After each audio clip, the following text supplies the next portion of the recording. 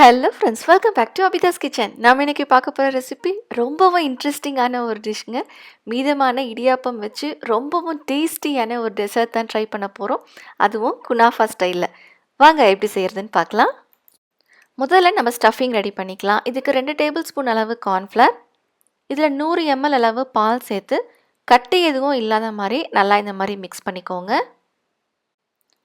இப்போ அடுப்பு பற்ற வச்சுட்டு இதில் 200 ml அளவு பால் சேர்த்துக்கலாம். இனிப்புக்கு தகுந்த மாதிரி சர்க்கரை நான் ஒரு 4 டேபிள் ஸ்பூன் அளவு சேர்க்குறேன். இப்போ இதை ஸ்லோ ஃப்ளேம்லேயே வச்சு கைவிடாமல் நல்லா கலந்துகிட்டே இருக்கலாம். நம்ம கார்ன்ஃப்ளவர் சேர்த்ததால் நல்லாவே கட்டி பட்டுரும். அதனால் இது மாதிரி கண்டினியூஸாக நம்ம கலந்துகிட்டே இருக்கணும். இப்போ கிட்டத்தட்ட ஒரு 10 நிமிஷம் போல் ஆயிடுச்சு பாருங்கள், நல்லா திக்காக இருக்குது. இதில் நான் கூட ஒரு 2 டேபிள் ஸ்பூன் அளவு கண்டென்ஸ் மில்க் சேர்த்துக்கிறேன். நம்ம கொஞ்சம் கேப் விட்டாலுமே நல்லா கட்டி பட்டுரும். அதனால் நல்லா கைவிடாமல் கலந்துகிட்டே இருக்கணும். இந்த மாதிரி நல்லா க்ரீமியான டெக்ஸ்சர் வந்ததும் நம்ம அடுப்பை ஆஃப் பண்ணிடலாம். இது நல்லா ஆறட்டும். அடுத்து நம்ம சுகர் சிரப் ரெடி பண்ண போகிறோம். இதுக்கு 1/4 கப் அளவு சர்க்கரை, 1/4 கப் தண்ணி. இதுக்கு கம்பி பதம்லாம் எதுவும் இல்லை. ஒரு 5 நிமிஷம் அளவுக்கு நல்லா கொதிக்க வச்சுக்கோங்க. லைட்டாக அந்த பிசு பிசுன்னு இருந்தாலே போதும்.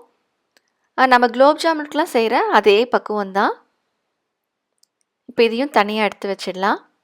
அடுத்து நம்ம ஃப்ளேவர்டு க்ரீம் தான் ரெடி பண்ண போகிறோம். இதுக்கு 1 கப் அளவு கொஞ்சமாக குங்குமப்பூவில் நல்லா சூடான பால் சேர்த்து ஊற வச்சுக்கிறேன். இது நல்லா ஊறட்டும். இப்போ பாருங்கள், நான் முன்னாடியே ரெடி பண்ணி வச்ச க்ரீம் நல்லாவே திக்காக இருக்குது. இந்த மாதிரி கன்சிஸ்டன்சி இருந்தால் தான் ஸ்டஃபிங்க்கு நல்லாயிருக்கும்.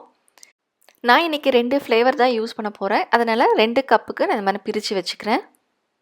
இப்போ முன்னாடியே ஊற வச்ச குங்குமப்பூ சேர்த்த அந்த பால் ஒரு 2-3 டேபிள் ஸ்பூன் அளவு நான் சேர்த்துக்கிறேன். இது கூடவே பொடியாக கட் பண்ண நட்ஸ் சேர்த்துக்கலாம்.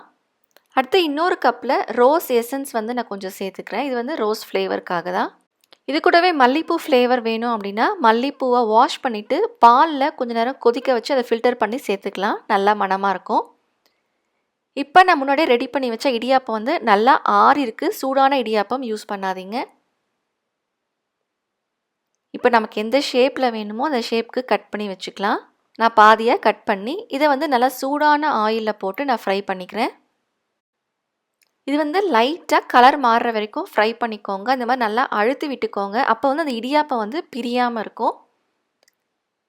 இப்போ இது நல்லா ஃப்ரை பண்ணியாச்சு. இப்போ சூடாக இருக்கும்போதே நம்ம முன்னாடியே ரெடி பண்ணி வச்சு அந்த சுகர் சிரப்பில் போட்டு ஒரு 10லேருந்து 15 நிமிஷம் அளவுக்கு நல்லா ஊற வச்சிடலாம். நல்லா சாஃப்ட் ஆகிடும். இந்த ஃப்ரைடு இடியாப்பம் சர்க்கரை பாகில் நல்லா ஊறின பிறகு இந்த ஸ்டஃபிங் வச்சுக்கலாம். இந்த சாண்ட்விச் மெத்தட் மாதிரி தான், நடுவில் க்ரீம் வச்சு அதுக்கு மேலே இன்னொரு ஃப்ரைட் இடியாப்பம் வச்சு அழகாக கார்னிஷ் பண்ணிக்கலாம். அவ்வளவுதாங்க, ரொம்பவும் டிஃப்ரெண்ட்டான ஒரு டெசர்ட் சூப்பராக ரெடி ஆகிடுச்சு. நீங்களும் இதே மாதிரி செஞ்சு பார்த்து எப்படி இருக்குன்னு சொல்லுங்கள். உங்களுக்கு இந்த வீடியோ பிடிச்சிருந்தா மறக்காமல் லைக் பண்ணுங்கள், ஷேர் பண்ணுங்கள், சப்ஸ்கிரைப் பண்ணுங்கள். தேங்க்யூ.